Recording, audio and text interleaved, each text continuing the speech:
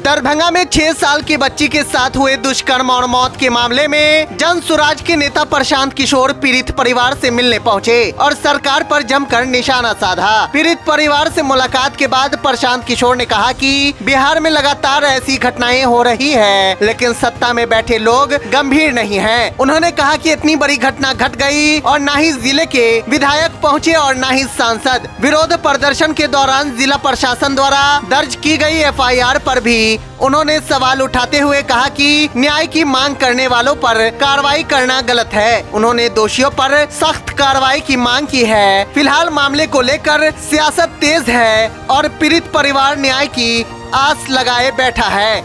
त्रासदी ये है कि बिहार में किसी भी परिवार के साथ, किसी व्यक्ति के साथ कोई दुर्घटना, जघन्य अपराध हो जाए तो सरकार जिसके साथ दुर्घटना हुई वो तो भुगत ही रहा है, उसके साथ साथ जो लोग उसके साथ खड़े हैं वो भी परेशानी में पड़ जा रहा है।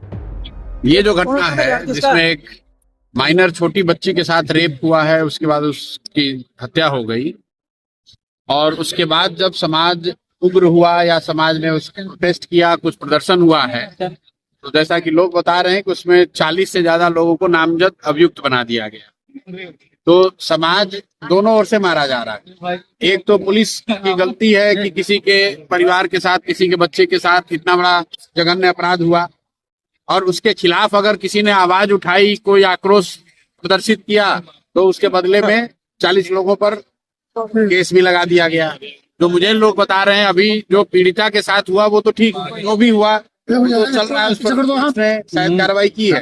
लेकिन अभी मैं जिन लोगों से मिला हूँ, पूरा जो यहाँ मोहल्ला है वहां पर तो लोग इस बात को लेकर बहुत ज्यादा परेशान हैं कि हर दिन यहाँ पुलिस रेड कर रही है और कोई 6 लोग जेल में हैं और बाकी के करीब 38-39 लोगों को पुलिस खोज रही है।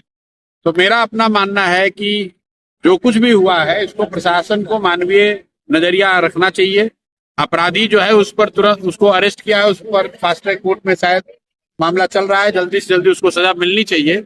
लेकिन उस घटना से जुड़े हुए जो घटनाक्रम है उसमें कई लोग जो अपराधी घोषित कर दिए गए हैं या जिन पर पुलिस ने केस कर दिया है, उन पर मानवीय रूप अपनाकर लोगों को परेशान नहीं करना चाहिए, उनको छोड़ देना चाहिए। ऐसे अपराध के लिए क्या सिर्फ उम्र कैद की सजा सही है? भाई सजा क्या है वो तो पोस्को एक्ट में जो भी न्यायालय तय करेगा वही सजा सही मानी जाएगी।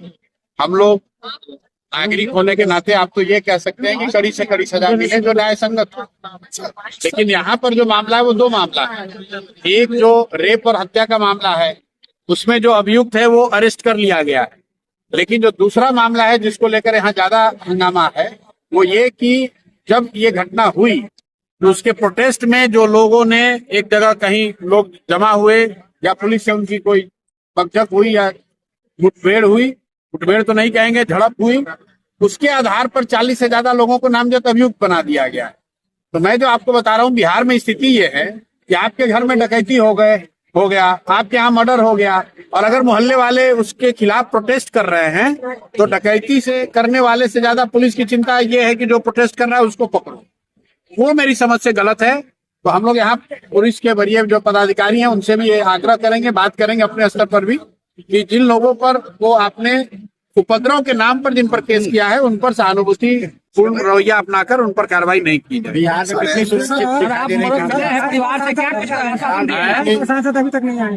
विधायक और सांसद क्यों आएंगे?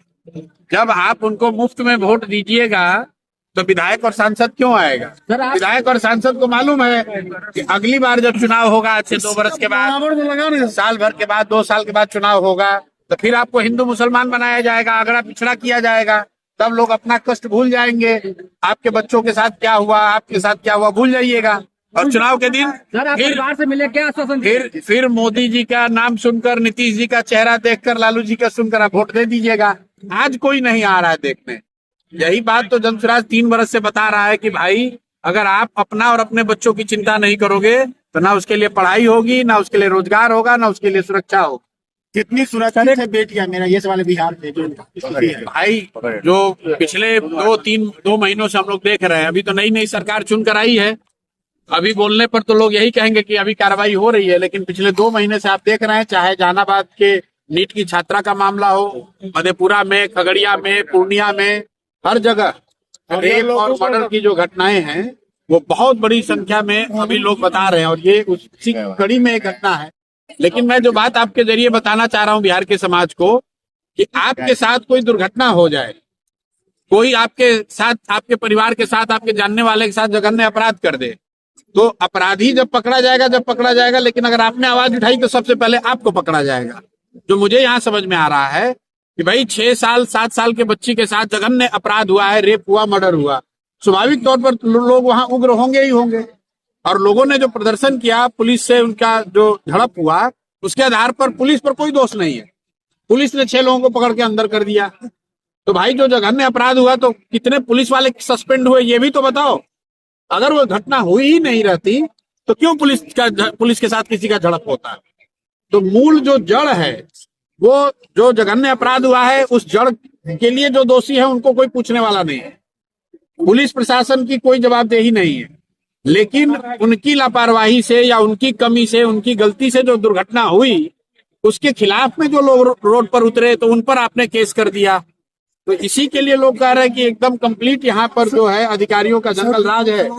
आप अधिकारियों के खिलाफ कुछ नहीं कह सकते हैं, कुछ नहीं कर सकते हैं। पुलिस की गलती है, पुलिस को शर्मिंदगी होनी चाहिए, पुलिस को माफी मांगना चाहिए, पुलिस अफसरों पर कार्रवाई होनी चाहिए। यहाँ उल्टे जो लोग पीड़ित हैं उन्हीं के घर के बच्चों को पकड़कर जेल में डाला जा रहा है। नीतीश कुमार के पास बात कैसे पहुंचे थी? नीतीश कुमार जब वोट मांगने आए तो लोगों ने उनको बक्सा में भर के वोट दिया है, तो नीतीश कुमार अपना कान में तेल डालकर बैठे हुए हैं। क्या इस मामले विपक्ष एकजुट है? सर राहुल